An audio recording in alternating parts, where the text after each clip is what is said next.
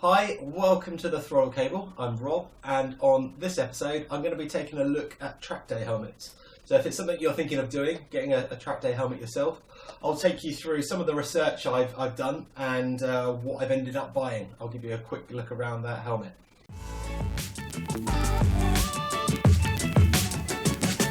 So, if you're in the market for a track day helmet, you're likely going to go through exactly the same process that I went through, and I thought if I shared that research with you, it could turn out to be useful for someone. I ended up buying, to get straight to the point, an OMP GP8 Evo helmet, and it's a proper motorsports helmet. It's FIA certified, and it's not the kind of helmet that's going to completely break the bank, but bang for buck in terms of what you get and value for money, I think this is probably one of the best helmets out there right now today. If you've been looking around for helmets and trying to get some advice, I think one of the worst things I've seen ever described on forums is cheap head, cheap helmet. Because how do you classify cheap? You know, cheap to one person, cheap to another person is completely different. If you're talking about a £7,000 FIA helmet, yeah, that doesn't sound very cheap to me. But if you're talking around the mid-market kind of range, a few £100s, I think that's a completely realistic amount of money to be spending. Right at the bottom end of the range, you've got the club sort of spec helmets, as they call them, and that you tend to be looking at either a Sparco, an X1, or you are looking at the OMP equivalent. And both of those helmets are not really motorsports helmets, they're motorcycle helmets. If you don't subscribe to that, the one thing you need to look at is the field of vision out the visor. On a motorcycle helmet, they're much wider, so you can kind of look around, look over your shoulder. And on sports bikes, you tend to be looking up because you're hunched over on a motorbike. If you still don't agree with that and you think the Sparco is a true motorsport helmet, have a look at AGV, their MDS sub-brand, and the MDS 13, and you will find the helmet that Sparco put their stickers on. Yeah, it's actually made by AGV as a motorcycle helmet. So, outside of that, the next step up really is getting into proper motorsports helmets, and they're designed for a different niche. You know, a motorcycle helmet is designed for you to fall off, hit your head once, slide along the ground generally. Motorsports helmets are typically designed to bounce your head off of a roll cage or off components inside a car multiple times, and they've got a much smaller field of vision, so more of your face is protected. Now, the one thing to consider about these helmets, because people say, I'm just going to do a few track days, so I just want to start off with a cheap helmet. Really, a helmet, you're only ever going to use it once, and that's when you really want it to save your life. That is the only time you're ever going to use a helmet. So just try and get the best helmet you can afford. Cutting corners on it, yeah, it doesn't really pay any dividends. Well, it may do if you're playing statistics and you think you're not going to crash, but the time you crash will probably be the time you wish you bought the best helmet you could have available to you. So what I was looking for personally was something that was motorsport specific. It had a decent composite shell that was puncture resistant. Just a normal plastic shell won't resist a puncture like a composite shell would. And that's because inside a car you're more likely to get that kind of repetitive impact on your head that you need to protect yourself for. Motorsport helmets tend to also come down lower behind the back of your head because you're not looking up all the time, you're facing forward. And you don't get the same array of spoilers on motorsports helmets because you want your helmet to kind of be pushed down as you're facing forward, whereas on motorbike helmets you'll see as you're looking up a different flow of air goes over the top. So I ended up with this OMP GP8 Evo.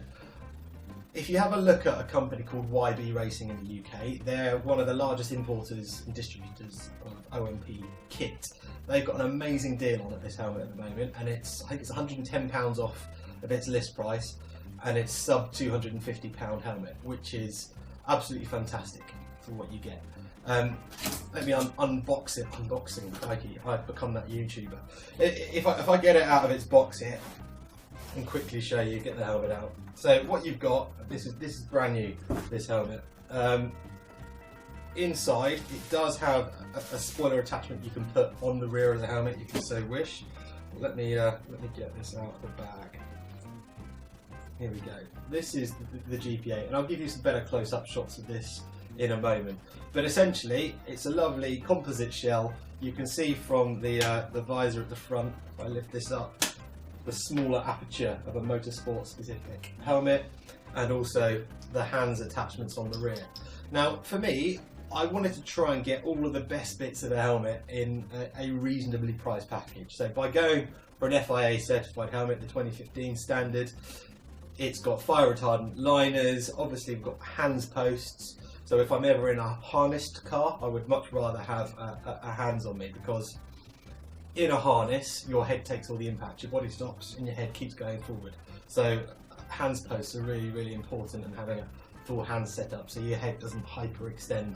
Technically, you will break your neck, which is not a nice place to be. If you're in a normal road car and you've got a normal seatbelt, in an accident you actually come forward and twist over the seatbelt. So depending on where that seatbelt's coming across, left to right or right to left, depending on what side car you're on, you'll twist around that seat, and it will take the impact away from your neck. So they're the things that I wanted to consider. It's a really, really nice helmet for the money. The liner comes out, you've got a decent chin strap, you've got a locking visor so it's not going to kind of blow up on you if you're on an open car. Air vents at the front channeling out through the rear and around the bottom of the chin as well. Other than that, the only downside I would say to the helmet is, yes, you can replace the visor for various different visor colours. What it doesn't have is a peak, and some people do like just to have a peak in a car, so without a visor at all, and just a kind of a little peak to it. You don't have that option on this helmet, which, you know, that's not an issue for me, but it's probably worth noting just in case. My head shape is what you'd classify as round oval, so I don't have a very long head front to back. I'm more of a round oval shaped head, and this seems to fit fine for me. I'm a 59 centimetre circumference around my head in terms of measuring for a helmet, and I'm right on the cusp between a medium and a large. I've got a large helmet. The medium would have been too small for me. Now, in terms of trying to pick a helmet size, that's also something that's really quite difficult if you're not used to buying helmets. And it should be really snug on your head, but not hurt your head, is the way to look at it. One of the ways I look at it is, in terms of around your face, if you leant forward on your hands like this, with your elbows on something solid, and you try to bite, you'd feel your cheeks coming in between your teeth and that little bit of pressure. That's the sort of pressure you should feel around the helmet. So if you're moving the helmet side to side, you should also feel your cheeks moving with it. You shouldn't be able to swivel around, and you certainly shouldn't be able to get big movements forward and aft of that helmet. So it should be snug, it shouldn't hurt, it definitely shouldn't give you a headache, and the danger of having a helmet that's too tight fitting is you could actually pass out, which is probably not the best place to be, and you've done the absolute opposite. So yeah, I'm primarily going to be using this for karting, but also the occasional track day. I do quite a bit of karting, and it's nice to have your own helmet for that. So I'm going to get a fair bit of use out of it, so I'm quite happy and warrant spending that £250 on a helmet. To be honest, if it was still at £360, which I think it is normally at, I still think it's still a very, very good value helmet.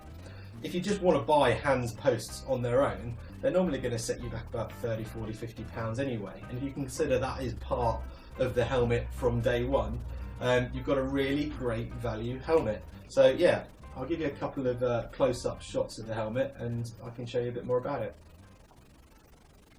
So if you buy an OMP GP8 Evo helmet, what exactly do you get? Well, it's FIA certified to 8859-2015. And that basically means that you can take part in international motorsports, should you so wish. Inside, the internals of the helmets are very nice. They're soft, fire retardant Nomex, which is great. And the ventilation is pretty good around the helmet with decent airflow designed into it. The vents they're just above the brow and then down below the chin, and you've got a nice visor mechanism which locks in certain positions to make sure it doesn't move on you unnecessarily, and it has a locking mechanism right at the bottom front so that it can be shut securely. There's a D-ring closure on the bottom, and it's got a nice bit of padding around the strap to make sure it remains nice and friendly and comfortable as you're wearing it.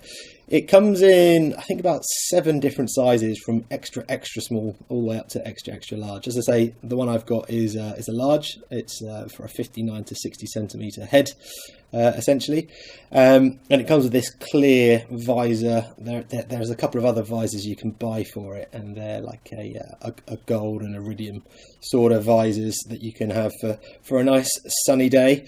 And then, of course, on the back of the helmet, you've got the hands posts as well that come incorporated with the helmet and mounted already to it. So yeah, it's a really nice helmet, and I would say very well worth considering if you're in the market for something like this. If you like the video, please give it a thumbs up, and also, if you can, subscribe and follow the rest of the journey. Cheers.